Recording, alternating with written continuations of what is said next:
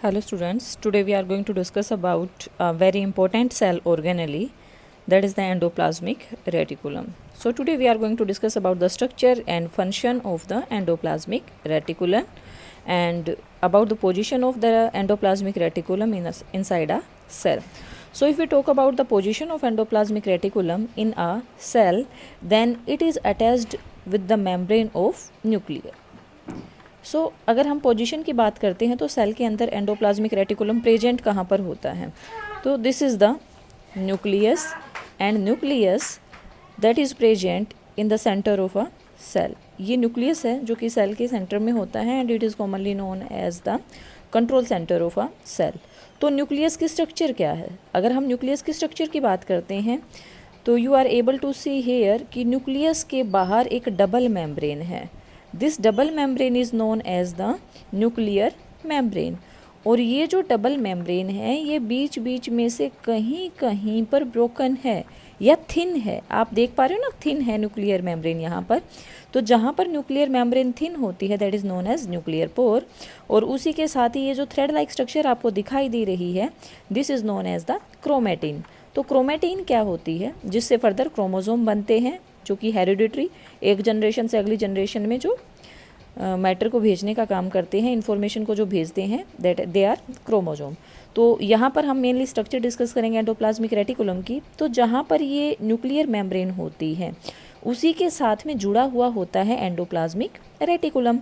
As you are able to see in the next diagram कि यहाँ पर these are the nuclear pores और ये है हमारी double membrane, nuclear membrane double membrane है. तो यहाँ पर आप देखेंगे कि इसी डबल मेम्ब्रेन के साथ एक स्ट्रक्चर जुड़ी हुई है इस तरीके से. So this structure is known as endoplasmic reticulum. In short we call it as ER. ये ER भी कहते हैं हम इसको. तो यहाँ पर आप देख रहे हैं बिल्कुल जुड़ी हुई है न्यूक्लियस के साथ. तो डेफिनेटली यहाँ पर न्यूक्लियस के अंदर से कोई इन्फॉर्मेशन डायरेक्टली ER के अंदर जा रही है क्योंकि ये बिल्कुल इसके साथ जुड़ी हुई है. तो ये जो स्ट्रक्चर यहाँ पर बन रही है like this structure is known as cisternae. इनको हम सिस्टर्ने बोलते हैं. तो एंडोप्लाज्मिक रेटिकुलम की पोजीशन का हमें पता लग गया कि it is made up of cisternae. So many times ये ट्यूबल्स का भी बना होता है लाइक दिस. इस तरीके से ट्यूबल से भी ये बना हुआ होता है लेकिन मेनली यहाँ पर सिस्टर्ने है. तो ये एंडोप्लाज्मिक रेटिकुलम जो कि न्यूक्लियर मेम्ब्रेन के साथ बिल्कुल जुड़ा हुआ है, इसका काम क्या है, इसके फंक्शन क्या हैं, या फिर ये कितने तरीके का होता है, हम उसके बारे में डिस्कस करेंगे. So if we talk about the types of endoplasmic reticulum, तो हमारा जो एंडोप्लाज्मिक रेटिकुलम है ER, ये ER जो है वो दो तरीके का होता है. दो तरीके का कौन सा? वन इज़ RER, एक होता है RER और दूसरा होता है SER. अब इन दोनों में डिफरेंस क्या है कि इसको हम RER कह रहे हैं, इसको हम SER कह रहे हैं. What is the basic difference between the to? तो यहाँ पर इस R का मतलब है रफ और इस S का यहाँ पर मतलब है स्मूथ. सो इसका मतलब हमारा जो एंडोप्लाज्मिक रेटिकुलम है it is of two type. One is rough endoplasmic reticulum and the second one is smooth endoplasmic reticulum.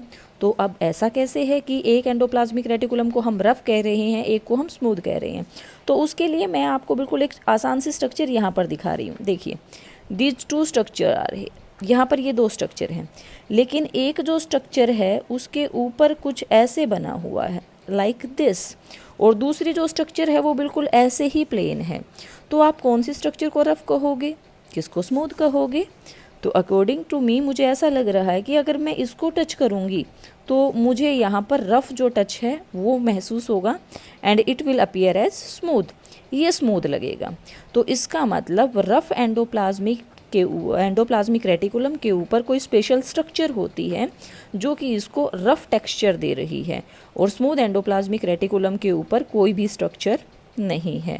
तो बेटा वो स्ट्रक्चर जो कि रफ एंडोप्लाज्मिक रेटिकुलम के ऊपर प्रेजेंट होती है that structure is known as ribosomes. So due to the presence and absence of ribosomes, we are having two type of endoplasmic reticulum. One is rough endoplasmic reticulum and the second one is smooth endoplasmic reticulum. अब दोनों की structure अलग हो गई तो definitely दोनों का function भी अलग होगा. तो दोनों के फंक्शन किस तरीके से अलग हैं कि बेटा यहाँ पर एंडोप्लाज्मिक रेटिकुलम, जैसे कि मैंने आपको दिखाया था कि यहाँ पर ये हमारा न्यूक्लियस बना हुआ है और न्यूक्लियस के साथ ही शुरू हो जाती है एंडोप्लाज्मिक रेटिकुलम की स्ट्रक्चर। तो डेफिनेटली ये जो एंडोप्लाज्मिक रेटिकुलम है, ये जो फंक्शन करता है, those functions are basically known as the synthesis function. ये चीज़ों को बनाने का काम करता है। यहाँ पर क्या करता है, ये सिंथेसिस करता है, यानी कि यहाँ पर कुछ चीज़ें बनती हैं। तो सिंथेसिस जब ये करता है तो जिन चीज़ों को ये सिंथेसाइज करता है, क्या वो सारी चीज़ें एक जैसी होती हैं या अलग अलग होती हैं?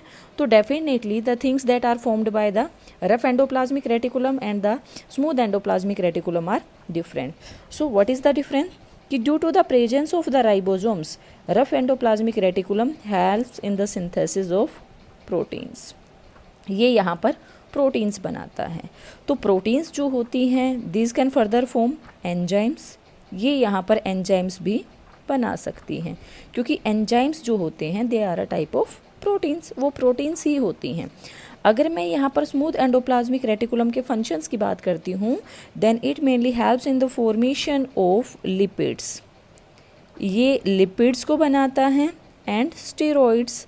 स्टीरॉइड्स हमारी बॉडी के अंदर कुछ हार्मोन सिंथेसाइज करने में हेल्प करते हैं। तो लिपिड्स और स्टीरॉइड्स को बनाने वाला है स्मूथ एंडोप्लाज्मिक रेटिकुलम और प्रोटीन्स को बनाने वाला है हमारा रफ एंडोप्लाज्मिक रेटिकुलम। अगर कोई पूछे कि भाई रफ एंडोप्लाज्मिक रेटिकुलम ही क्यों बनाता है प्रोटीन्स को, स्मूथ एंडोप्लाज्मिक रेटिकुलम प्रोटीन्स को क्यों नहीं बना सकता, then the answer is very simple कि the rough endoplasmic reticulum is having ribosomes. तो राइबोसोम्स की प्रेजेंस के कारण रफ एंडोप्लाज्मिक रेटिकुलम बनाता है प्रोटीन्स और उन्हीं प्रोटीन्स में से बहुत सारे बन जाते हैं एंजाइम्स। और हमारा स्मूथ एंडोप्लाज्मिक रेटिकुलम बनाता है lipids and steroids because it is having no ribosome on its surface. इसकी सरफेस के ऊपर कोई भी यहाँ पर राइबोसोम नहीं है। So it is the basic difference between the two type of endoplasmic reticulum. लेकिन क्या स्मूथ एंडोप्लाज्मिक रेटिकुलम सिर्फ लिपिड्स और स्टीरॉइड्स ही बनाता है या इसके अलावा इसका कोई और फंक्शन भी होता है? देन बेटा there is a very important function of smooth endoplasmic reticulum and that function is known as detoxification. So what is detoxification? ये डिटॉक्सिफिकेशन क्या है? तो देखो डिटॉक्सी का मतलब होता है टू रिमूव द टॉक्सिन्स। अब ये टॉक्सिन्स क्या हैं? Toxins are some harmful things that enter in our body through our food और एयर। जो भी हवा हमारी बॉडी के अंदर जाती है, जो भी फूड हम अंदर लेते हैं, अगर उसके साथ कुछ हार्मफुल चीज़ें हमारी बॉडी के अंदर जाती हैं तो उन हार्मफुल चीज़ों को ख़त्म करने का जो काम करता है that is performed by the smooth endoplasmic reticulum. So detoxifying करने में हमारी हेल्प करता है। जो भी टॉक्सिन्स बॉडी के अंदर चले जाते हैं उन टॉक्सिन्स को बॉडी के अंदर से रिमूव करने में हमारी हेल्प करता है। So these are the basic functions of endoplasmic reticulum, two types of endoplasmic reticulum, और उसी के साथ यहाँ पर राइबोसोम्स, प्रोटीन्स और एंजाइम्स। अगर मैं आपको थोड़ा सा यहाँ पर एंजाइम्स के बारे में भी बताऊँ कि एंजाइम्स क्या होते हैं, तो बेटा एंजाइम होते हैं कैटालिस्ट। क्योंकि हम यहाँ पर बायोलॉजी पढ़ रहे हैं तो these are the biocatalyst. अब बायो कैटालिस्ट क्या होते हैं, यहाँ पर क्या है, और कैटालिस्ट क्या है? कैटालिस्ट क्या होते हैं? विच increases the rate of a reaction, जो किसी भी रिएक्शन के रेट को बढ़ा देते हैं। विच increases the rate of a reaction, जो चीज़ें किसी भी रिएक्शन के रेट को बढ़ा देती हैं उनको हम बोलते हैं कैटालिस्ट। और एंजाइम भी एक तरीके के कैटालिस्ट ही होते हैं। आपने सुना होगा कि फूड के डाइजेशन में हमारे जो एंजाइम्स होते हैं they help us. Salivary amylase starch को डाइजेस्ट करने का काम करता है।